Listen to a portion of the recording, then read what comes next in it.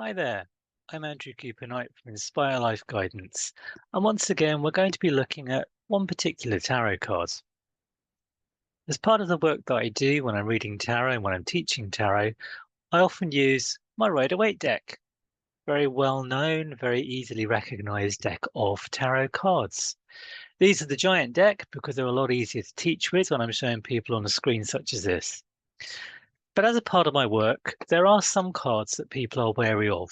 And today we're going to be looking at the Hanged Man. Nothing to be worried about. When you see the Hanged Man, and if you're reading tarot, think about what you look at first.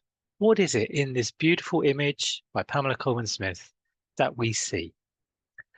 First of all, and maybe the most obvious, we see a guy hanging upside down from a T, a wooden T.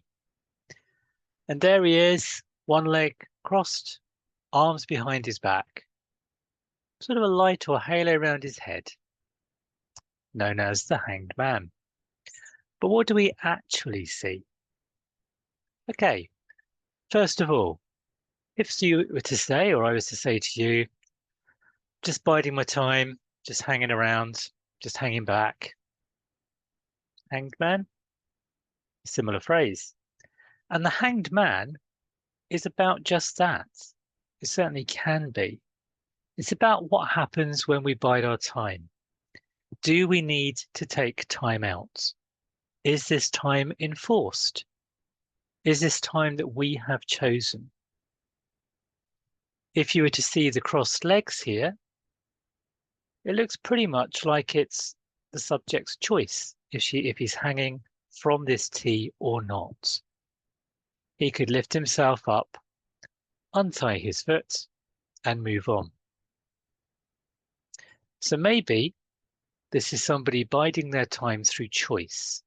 Maybe circumstances are dictating that they bide their time. They may not have to be happy with this gap, with this time of solitude or this time of non-action, but it's something that is being considered.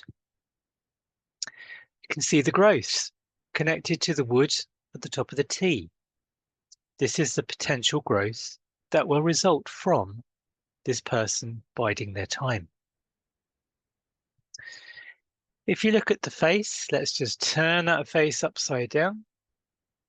This isn't somebody in pain. This is somebody who maybe is considering where they move forward, but not in pain.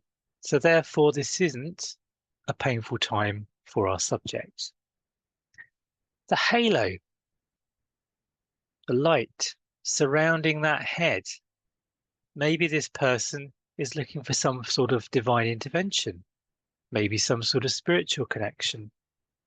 Maybe that's symbolic of just the ideas and the thought processes that are taking place right now.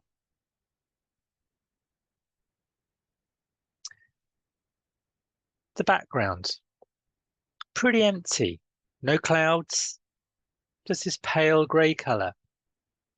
Pale grey usually signifies the thought processes, brain activity, thinking, planning, structuring. A large part of what happens to anybody where the Hanged Man is significant. It may be when this time is enforced that this is where our client feels it the most. Impatience, frustration. So as a reader, this could be a time to actually highlight the benefits of giving yourself time. Maybe our client has a very busy life. Maybe having time to themselves or an enforced break is not something that they're used to. And therefore it can cause them grief, upset, discomfort. So let's look at the Hanged Man in a more positive light. It doesn't have to be the card that our client is wary of. And if they know that this period is either happening to them or is about to happen to them, as with all tarot readings, it gives our client that choice. It gives them the preparation time to work out what they need to do to get through this as quickly, as beneficially as they possibly can. So if your client's worried about the hanged man, think about these qualities that we've spoken about.